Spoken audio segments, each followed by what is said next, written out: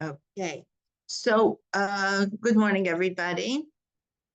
What I would like to do today is continue with shir hashirim.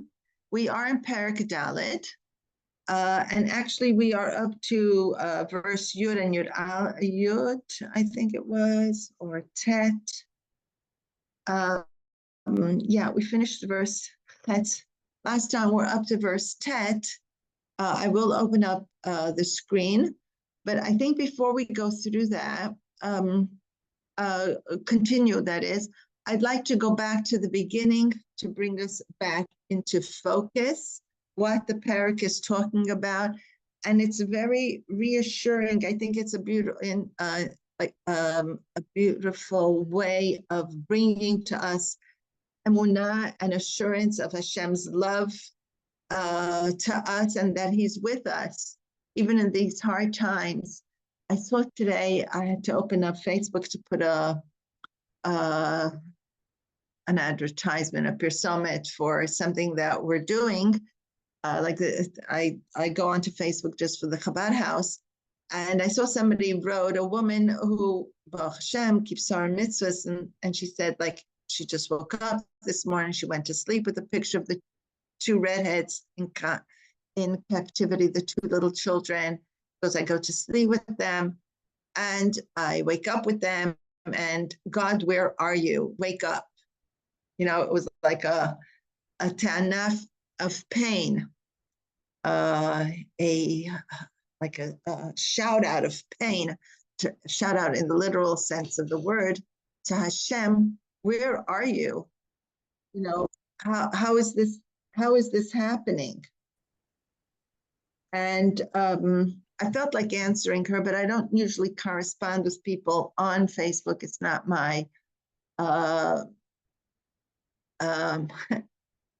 it's not my way of corresponding with people, to answer back. Hashem is with us here, and Hashem is with them wherever they are.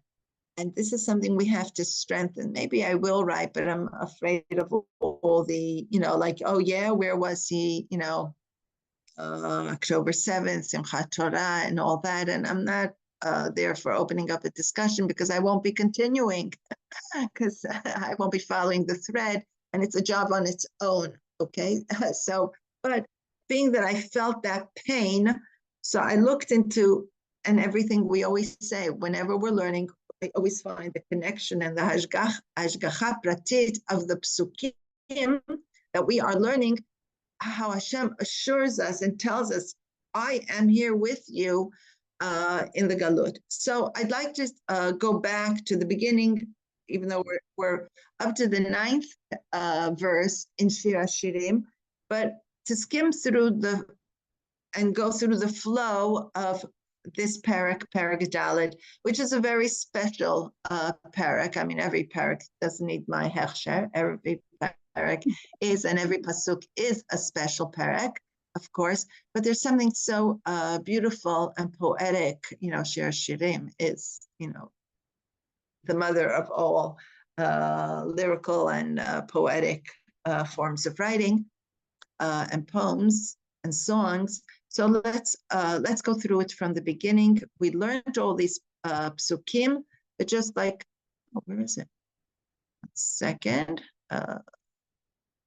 Yeah, lower this. I can't lower it. I could. Okay, 1 second. It'll take a minute, and I will.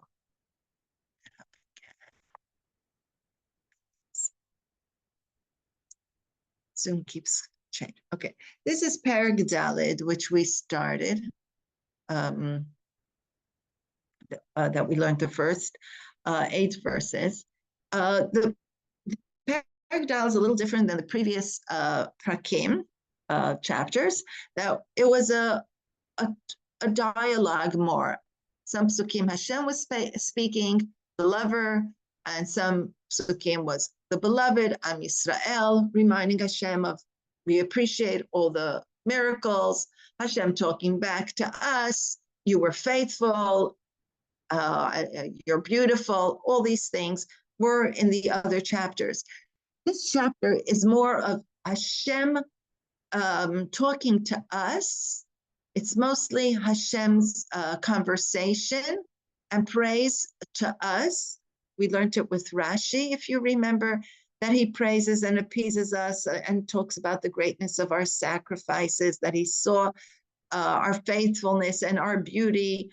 And it goes through, and we mention it many times, through our history of how our fathers were faithful to him, and Hashem saw, like here he says, the flocks of goats streaming from Gilad. This is Yaakov coming down with all his children coming back to Eretz Yisrael. He's talking about the beauty that Hashem found in us. Behold, you are my fair beloved, beautiful psukim. We learned your teeth are like a flock of uniformly shaped ewes that come from the washing. We discussed what all these things symbolize. Your lips are like a scarlet thread. Your speech is beautiful. And Hashem sees things behind our handkerchief. He sees our shine from within, shining out. And we spoke here, it's also used as one of the sources for hair covering, the kerchief, and how we could shine within our covering. And we went also on to the next pasuk, Tower of David, built as a model. He's starting here to talk about coming to Eretz Yisrael, building the Mishkan. It's very connected also to this, to the parsha that we're learning, the parshiot of this week, the parshiot HaShavua. If you recall, we spoke about the shields, what the shields mean. And all these psukim we learned, it's God praising us, that he sees our beauty, he sees our devotion, he sees how we held on with strength, he sees our chachamim, our rabbanim, our kohanim. Okay, here we had the bosom of a woman, your two breasts. We said it's the urim, the luchot. We said it's Torah shebichtav v'Torah shebal peh. We said it's the times that we had a king and a kohen gadol. He's reminding us of making us aware that he is aware of all our history and all the things that we did for him. And he sees the beauty of us grazing amongst the roses with all the thorns around us. And we went then through all the Rashis. And then if you recall, I think it was not last week, but the week before, or 2 weeks before, we came to Pasuk Vav, that down a bit on the praise, and he says, until the sun spread and the shadows flee, I will go to the mountains of myrrh, to the hills of frankincense. We said here Hashem is like leaving us a little bit. And if you recall, we spoke about Rashi. Did we bring it, Rashi? Yes. Here Hashem is saying, in the time of heat. What does it mean? Until the sun sets, until the sun will spread.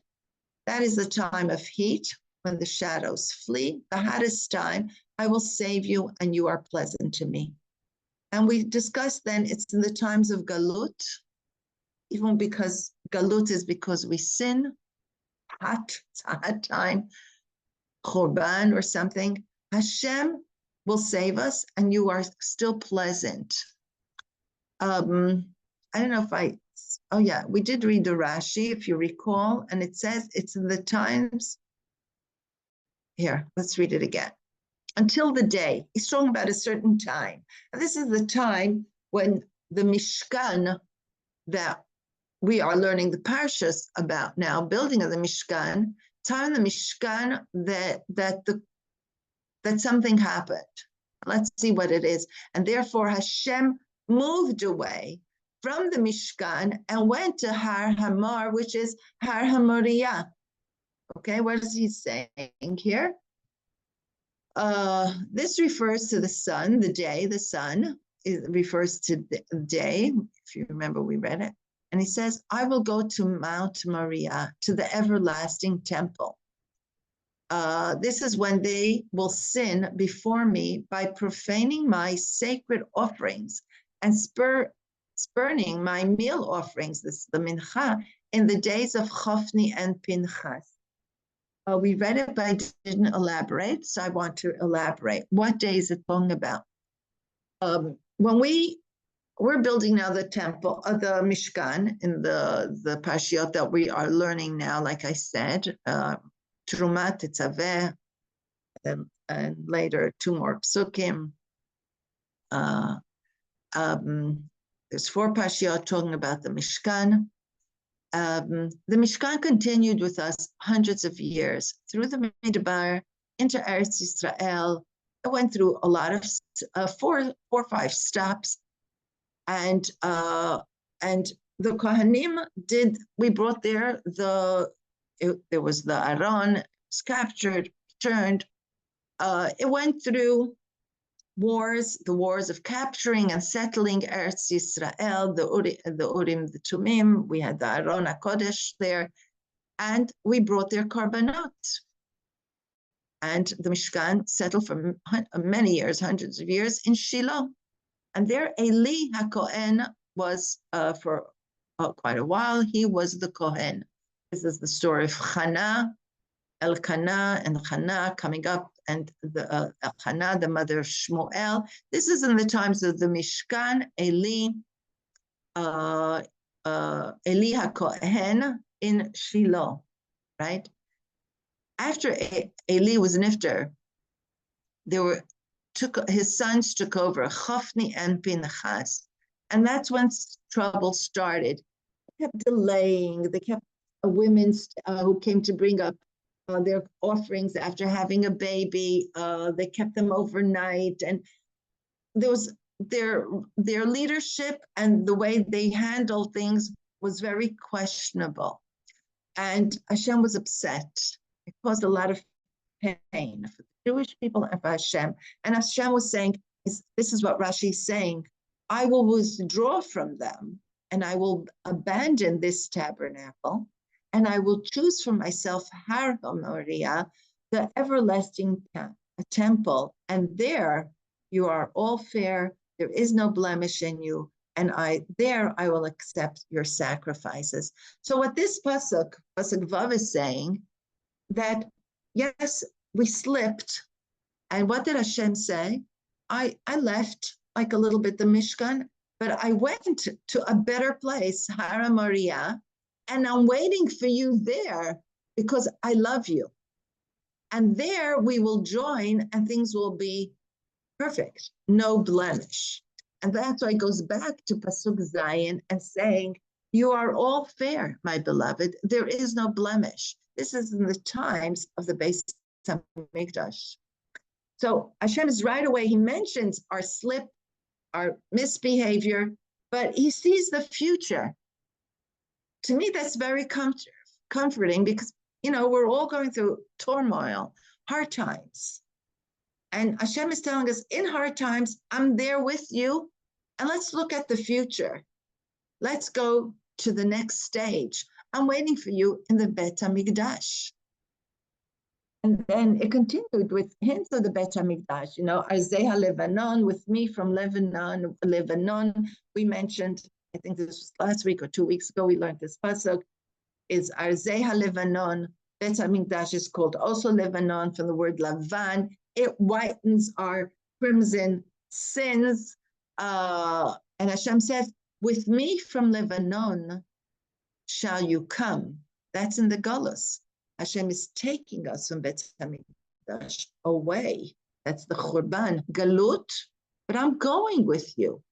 And you shall look from the peak of Amanah. Chassidus explains Emunah. In the Galut, you will be full of Emunah. And from the peak of Snir and Hermon,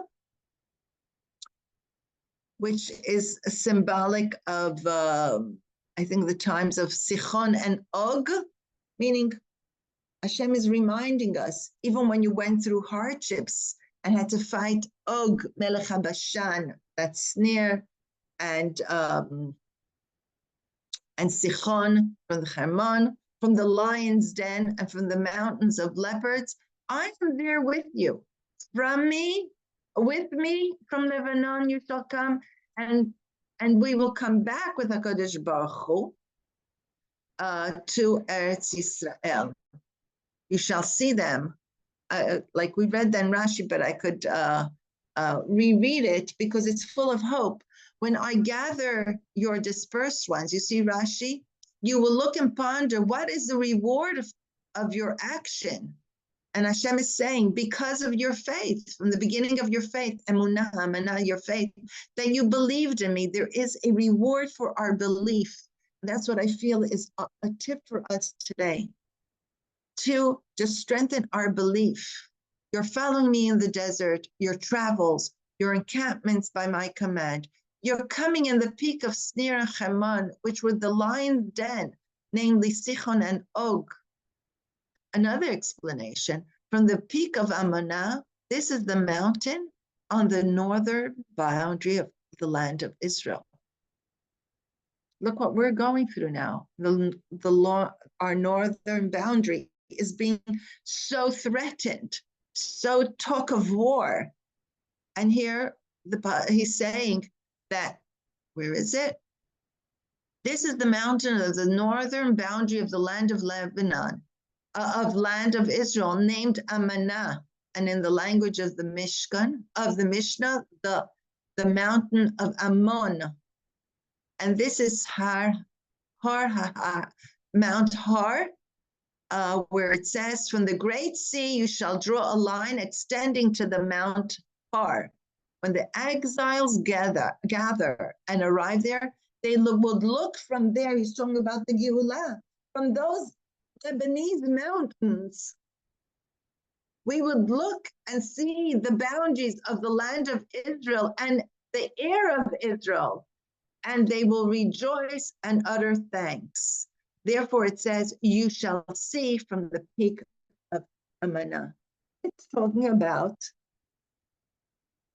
Yemot HaMashiach, which is now that actually from the mountains of Lebanon, from above, from the Mount of Har, which is the Mount Amanah, which comes because of our emunah, we will be able to see the whole of Israel and rejoice and utter thanks. Okay, this is what we learned till now.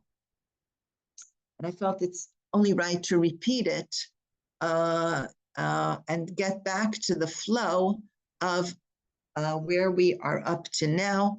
Pasuk Tet.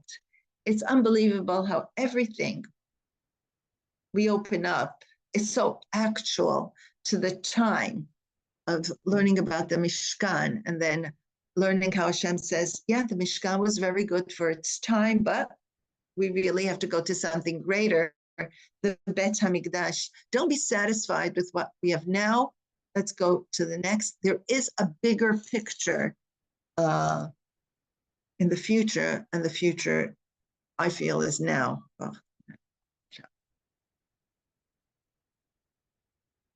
Okay, we're up to Pasuk Tet. Let me just open it up in my book. Okay. Libaftini achoti kala. Libaftini ba'achat. Be'echad. Some places it says ba'achat or be'echad. Me'enayich be'echad anak nitzav ronayich. Okay, a very poetic pasuk. It says, you have captivated my heart, my sister, my bride. You have captivated my heart. Libaftini means you captivated my heart. With one of your eyes, with one link of your necklace. Necklaces. Anak says necklace. Okay. All right, first let's see what Rashi says. Hashem is saying, you captured my heart. I love you. Like my sister, you're like my bride. Hashem is not saying like, actually calling us his sister and his bride. Okay? Sister and bride are two levels of love. Achoti kala. We had this a few times, achoti kala. Achoti is a blood relative. Kala is a chosen. We don't choose our relatives, do we? We inherit them. Our siblings, our family. Hashem is actually here calling us by both names.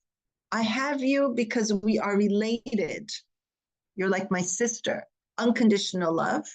And my bride, actually, I chose you, so it's like conditional love. It's two different levels of connection. I'll elaborate on it soon. What does it mean in the differences? Okay, so let's first see what Rashi says. You have captivated my heart. You have drawn my heart to you. Okay, and then he explains, with one of your eyes. What does it mean, one of your eyes? What does it mean by eyes? When we had it before, eyes in previous chapter, Einai Chionim, your eyes are the eyes of a dove, and we spoke that a dove is very faithful. What is talking about one of your eyes? Of the many characteristics that you possess, Rashi says, if you had only one, I would love you dearly. That even one is enough. You are so dear. The doves on my windowsill are chirping. I don't know if you can hear it. And how much more so with all of them. So he says, Ba'achat me'inayich. Even one eye captured my heart. Could you imagine two? Okay? And many of the Mefarshim say it's talking about the mitzvot. Even if you do one mitzvah, okay, well, soon. And then he says the same and similar. And so, be'echad anak mitzavronayich, and also one bead with one link or bead, some say it's talking about beads, of your necklace, of your adornments. These are the adornments of the commandment, mitzvot. So some say einayich is Torah, and necklace is mitzvot. Even with one mitzvah or with one limud Torah, it's very special. You capture my heart. Each time you do one mitzvah, one limud Torah, if you do only one, it captures me. And another example, he says, bechad anak, one chain or one bead with one of your forefathers, he who was the special, and that is Abraham, who was called Anak, a giant, the greatest man amongst Anakim. Anak ben Anakim. He says, just in the merit of Abraham is enough for me to love you. Actually, this pasuk is talking about two connections with HaKadosh Baruch Hu. One thing of being our inheritance as the children of Avram, Yitzchak, and Yaakov. It's enough for me to love you and to want you. And that's enough of you to use to capture my heart back. Just say, I'm the child of, protectia. That's enough. And that is the word achoti. That is symbolizes in the word achoti. We are related. You are the children of my son Abraham, Yitzchak, and Yaakov, especially Abraham, who was one, echad haya Abraham. He was one against the whole world. So it's that word echad. So Hashem is saying, even just because who you were born to and who you are, that's enough to capture my heart. You are the chosen people. You are the people, you are my family. I love you. We are related.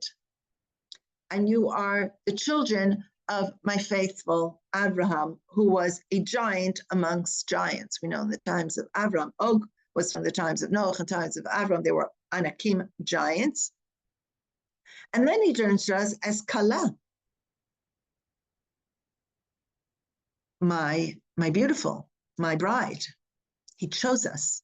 Has nothing to do with who we are, that we inherited, and we were born to the family of Jews, of Avram, descendants of Avram, has nothing to do with inheritance, has to do that he chose us, and that is mitzvot. Torah is Torah tzivah lanu Moshe, morasha. Torah is morasha, is our inheritance. Mitzvot, we got in Matan Torah when Hashem chose us amongst all the, as the bride, mikol ha'amim, ata v'chartanu mikol ha'amim. You chose us from amongst nations. So we have both of these qualities. We are also family, children of Abraham, and we are also the bride that Hashem chose. So this is Hashem saying, with these two, and even if you had only one eye, or just one link, one mitzvah, one Torah, one something of the Torah, you captured my heart. So we're talking about zchut avot, protects you because of parents. And then there's zchut atzmi, your own self-worth. This is who we are.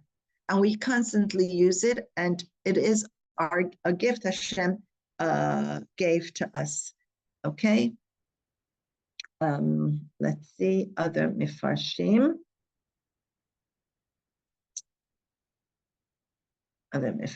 Okay. Many mifarshim say the word kala is from the word lichlol, klula, all embracing. That we are all embracing of different types of beauty and qualities, glory. Okay, some mifarshim say in the previous verse it doesn't mention the word achoti. It just says kala. Okay, because that we should know, it says that the redemption, the geula, after the discussion, after the destruction, will not be b'zchut avot. The geula will come from our own merit. In other words, we have to make the geula come. We have to do things to make us merit the geula. Okay, that zchut avot stopped in a way by the Churban. Okay, there's an interesting Gemara here on the word necklace that says that Abraham wore a necklace, had a precious stone, it's in Masechta Baba Batra, wore a necklace that had a stone on it, and whoever looked at it got healed immediately. Okay, so it's reminding Hashem that. Right? Hashem is also saying, the mitzvot, another Mefarsh says that what Hashem is saying about the necklace, that you have so many merits, so many beautiful things. That's why I'm looking at your necklace to remind me the whole time of all the good things that you did. Okay? And of course, what it's teaching us, that even one mitzvah and one pasuk of limud Torah could bring us all to the Geula Shlema. It's a very, Rebbe style of a pasuk, that if we get one person to put on tefillin, one woman to go to the mikvah, one child to put tzedakah, that could bring the Geula. Hashem is satisfied with one, and happy with one. Okay, I have also a Litvish book that I'm reading, and he says, with one mitzvah you could save your soul. As a Lubavitcher, we say, save Am Yisrael, bring us to the Geula. But it's also with one mitzvah, a person could change everything. Achat, be'achad anak, one bead of your necklace of Torah and mitzvahs, it's suffice for a person really to save his soul. Okay, let's go to the next pasuk. And he continues on that vein. Ma yafu dodaich achoti kala. Again, the achoti kala. I before mentioned achoti kala, and I want to elaborate on it. I have a talk of an hour and a half. I don't know if I should go into it now. Maybe I'll save it for next time. The difference between conditional love and unconditional love. Achoti symbolizes unconditional love. And kala emphasis is conditional love, because I chose you. That's why I love you. It's a talk on marriage. You know, people try to define what type of love is it. Is it conditional or unconditional? You know, when I teach it in SEM, the girls right away go, oh, it starts conditional and it should be unconditional. And it's interesting that kala is really conditional and achoti is unconditional. So are we supposed to go, what is greater, achoti or kala in marriage? It's interesting to see how women answer, married women who are in a relationship and know the truth, what goes on, and how girls who are all, you know, in la la land a bit, how they discuss it. I'm just thinking, should I go into it now or should I go on to the next pasuk? You know what, I'll go maybe on to the next pasuk, and if we have time, I'll go back to elaborate it, or I'll save it for next time as a talk on what is marriage. Is it conditional and unconditional? Because we see here, shir hashirim, Hashem, in certain psukim, he calls us achoti kala.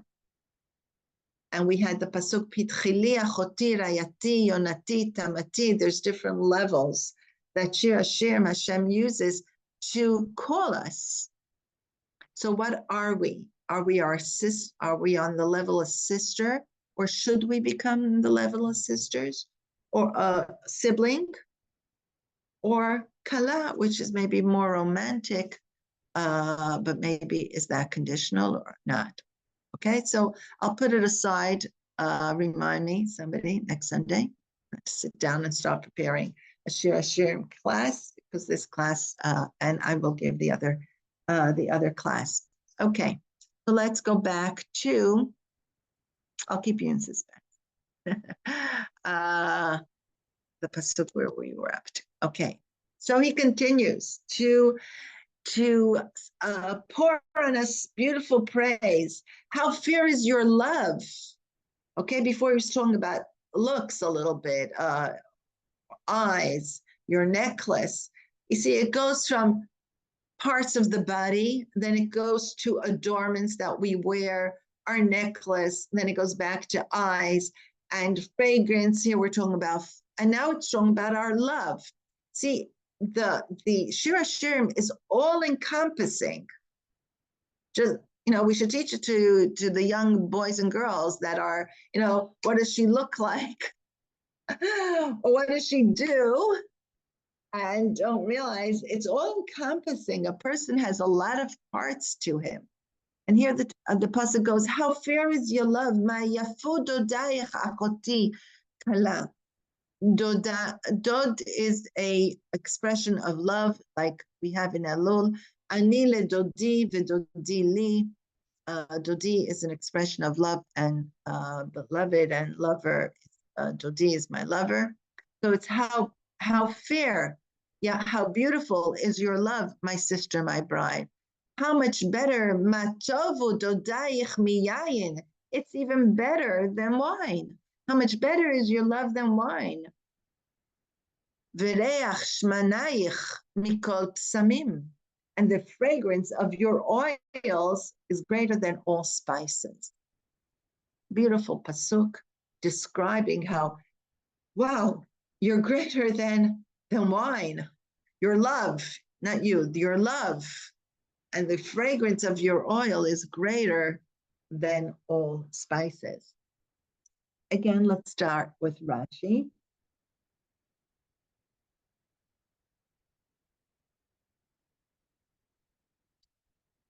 Rashi says, okay, every place where you showed me affection is beautiful in my eyes.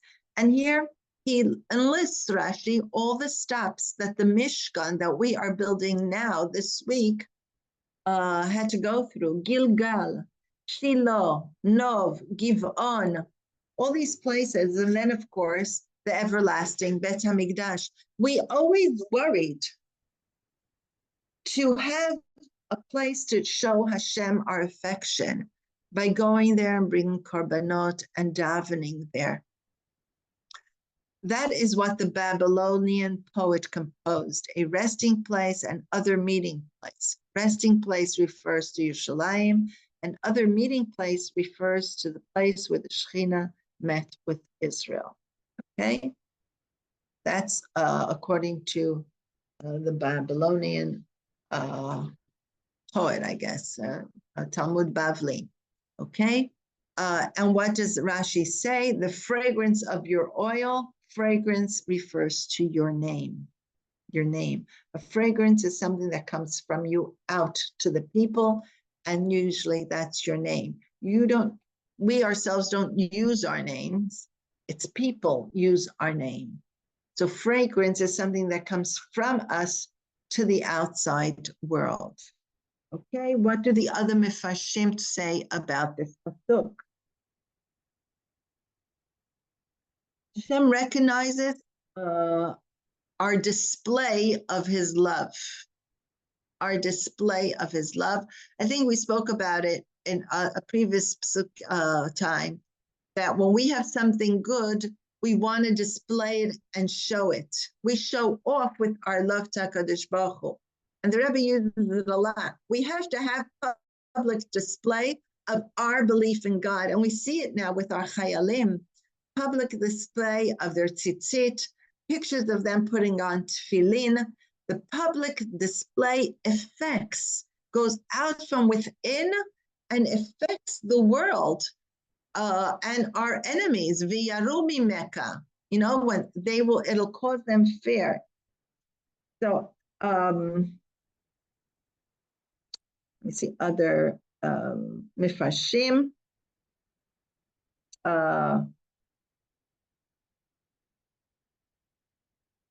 Okay, the mifashim. One of the mifashim explains that the previous pasuk was saying, even if you do one, or even if you're one person doing mitzvot and Torah, how much more so, and this pasuk is talking about the whole nation, how much more so is the whole nation keeping Torah and mitzvot. This is according to one of the mefashim. Another mefarish says that Dodi is our chachamim. Our chachamim beautify and give us adornments, like beautifying the bride and dressing up the bride. That when our chachamim, how fair are our chachamim, how beautiful our chachamim, that they expound and explain the Torah or mitzvot. Okay, what does it mean, fragrance and wine? We know as Chabad Hasidim, the Rebbe calls the Chassidus, the inner Torah, Yeina Shel Torah, because Torah is like water. It comes from above and comes down. We are going through a spell of a lot of rain. And somebody said, wow, what do you say about the rain? I said, rain, that's Torah. A lot of Torah this winter. We're having a lot of Torah being rained upon us and being brought down. Maybe Hashem opened up his heavens for more learning, for more Torah, and wine is chassidus, yeina shel Torah, the depth of Torah. So what are fragrance and what is fragrance? Okay, we'll soon discuss that. Fragrance, we said, is reputation, according to Rashi, your name. So the Targum explains, much better is your love than of wine, the 70 nations, and the fine reputations of your righteous people is more pervading than all fragrance. Okay? Wine here refers to the other nations. The Metzudat David refers to Dodi, love, as faith, and he interprets also fragrance of oil as reputation, but he says it's God's reputation. It's referring to Hashem's reputation, and he says how goodly, how beautiful is your faith in me, and the fame, Kiddush Hashem, which you cause. Okay? So how fair is your love means how fair is your emunah in me, and how the fragrance and how great your Kiddush Hashem, that you spread my name and make a Kiddush Hashem. Okay? So it's like Hashem thanking us and praising us for our emunah and for our Kiddush Hashem. I thought this was beautiful.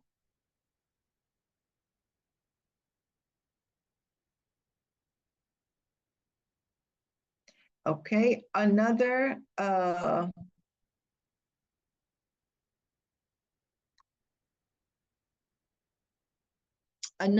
mefarish, another commentary says it's talking about the fragrance of your oils. It's talking about is more than the spices. It's talking about our korbanot, and our prayers are greater than, you know, the kavanot, than just bringing up the incense and the korbanot. And another, the Medrash Tehillim says that David HaMelech said, when the Beis HaMikdash exists, we will offer korbanot, but at the same time, but now when there is no korban, David HaMelech was before Bet HaMikdash. So he says, listen to my Tehillim, listen to our prayers. Isn't that beautiful? But even David HaMelech, who lived before the Bet HaMikdash, he says, at the moment, let the fragrance of your oil, which is our tefillot, let it be greater than the korbanot that will be given eventually in the times of the Bet HaMikdash. And now that we are after, that was pre, and now that we're post the times of the Bet HaMikdash and pre the Bet HaMikdash HaShlishi, we're saying to Hashem the same thing. We are now engulfed in prayers. I'm sure all of us, any minute we have, we say a Perek Tehillim, whether it's for a chayal or for a wounded or for Am Yisrael or for the captives and the hostages. We are just the whole time saying Tehillim. We're saying to Hashem, let it be greater than the incense and the korbanot, or accept it as a as a korban. Okay, I'll continue to the next pasuk, which connects to what I just said. He says, your lips drip flowing honey. Nofet is sweetness. Itofna sfotayich. Your lips should drip sweetness. Or Hashem is not should, he's describing us. Your lips drip a honey, flowing honey. Kala, again, just kala. O bride, is back to, he chose us because our lips drip honey. Honey and milk are under your tongue, and the fragrance of your garment is like the fragrance of Lebanon. He continues it on the same vein, but in more depth. Your lips, what does Rashi, is flowing honey, which Rashi says, which is sweet. Nofet means sweet. Your lips drip, Rashi says. This is reasons of Torah, studying and trying to find the depth of Torah. You're not just saying, you're learning and trying to find the sweetness in Torah, not robotic learning, but looking for the sweetness and the beauty of Torah. And the fragrance of your garment, the proper commandments that pertain to your garments. Rashi takes it to the mitzvot that have to do with b'gadim, which is interesting. Again, last week's parsha we were learning, and this week's parsha, it enumerates the b'gadim of the Kohanim, talks about the 8 b'gadim of the Kohen. So it's so like, it's unbelievable. Do you guys see it? Every time we talk shir hashirim or shar bitachon, it has to do with Parshas HaShavua. It's just like unbelievable. So Rashi saying, what is the fragrance of the garments? The proper commandments that pertain to your garments, ritual fringes, which is the tzitzit, the blue thread, the ptil chelet, and the priestly garments that we are now, bigdei kehuna, learning in this week's parsha, tetzaveh, and the prohibition of shatnez, the mingling of wool and linen. Interesting that he doesn't talk about tzniut. I guess it was taken for granted that the bride, the beloved, was very tznuah. Okay, so this is how Rashi translates it. Takes it deeper. It's not only saying a Dvar Torah and doing a mitzvah, it's learning the depth of Torah and the fragrance of the garment, learning and keeping the commandments in the right way, especially the commandments that have to do with the fragrance of Lebanon. Lebanon, we said, is Bet Hamikdash, so it is referring to the Bigdei Kehuna. Okay, we could learn it even deeper, I think, in saying that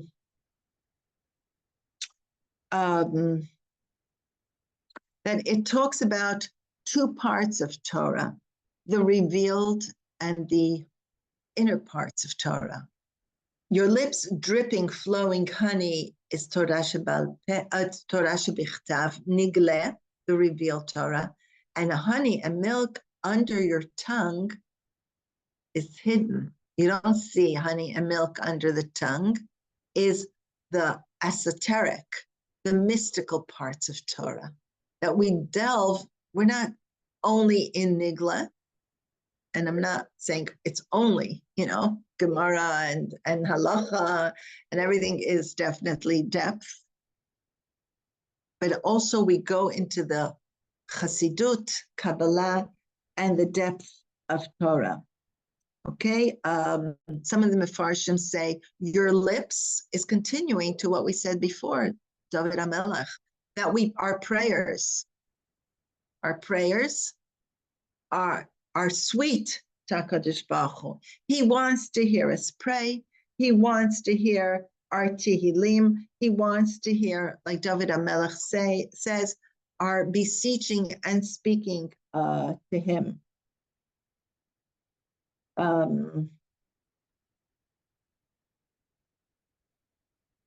Okay, let me see another thing.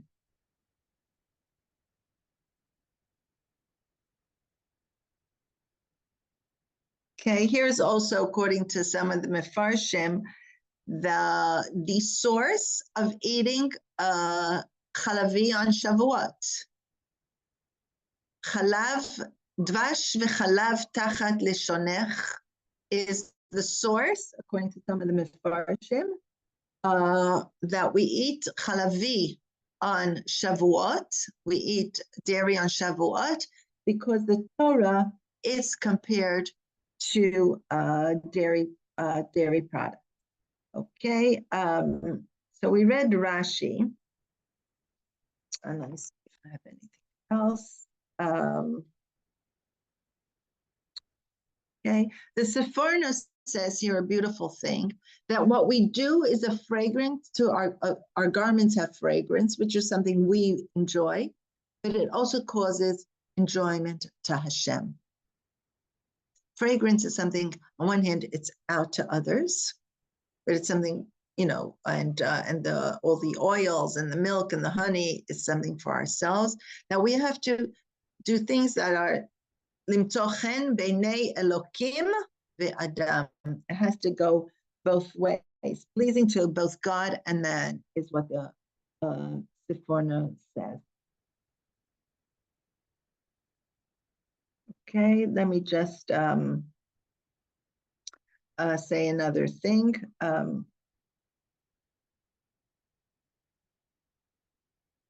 Okay, let me read to you an interesting commentary from somebody called Yechiel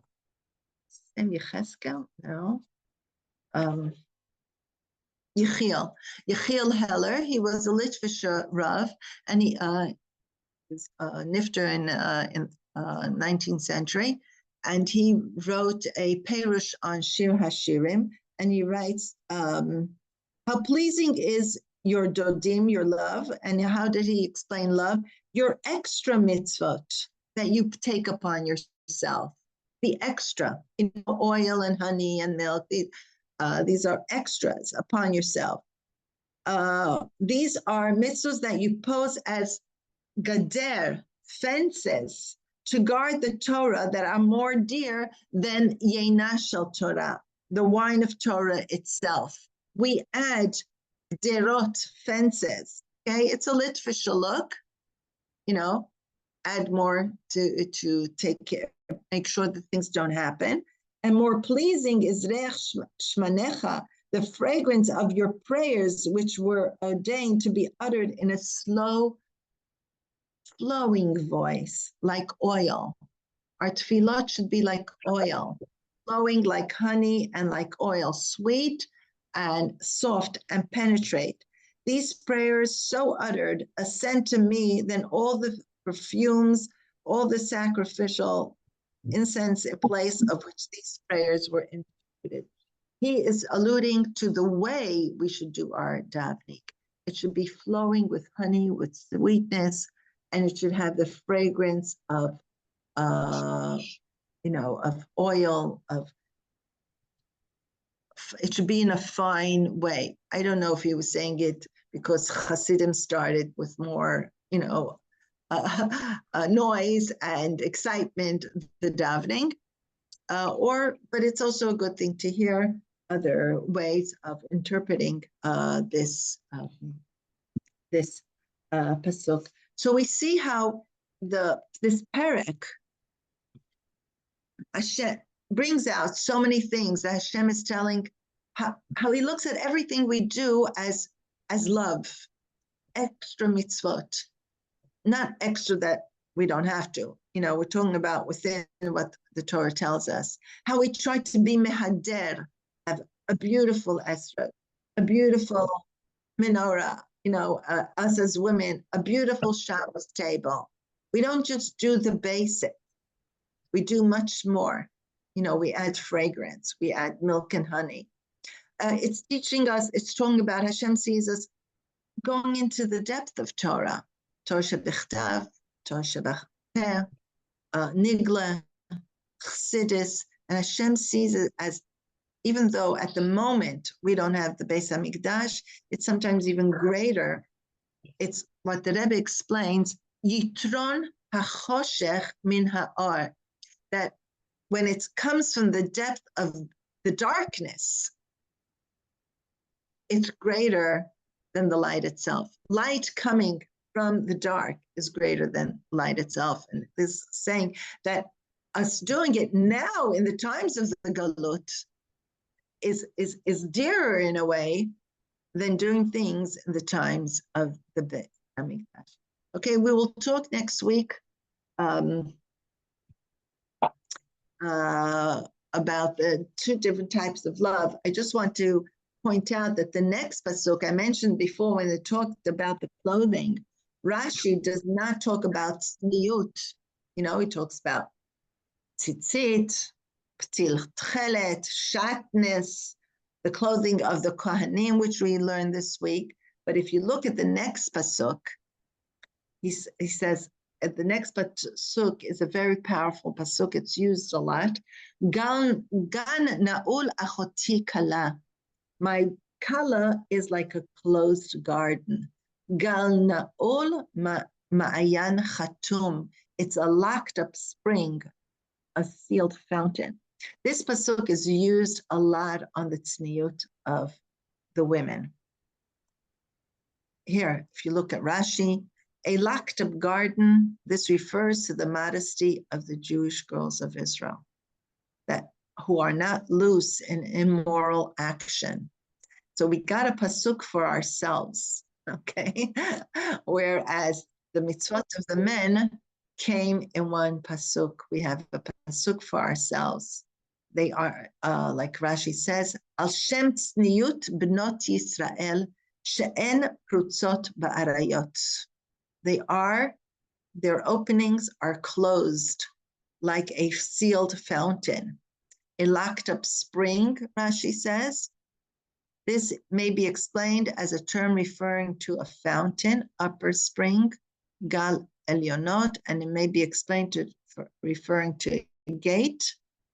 It's like a locked up gate, and many times in other places it refers to being locked up, virgins, not immoral actions, very well protected and modest, not loose in immoral actions.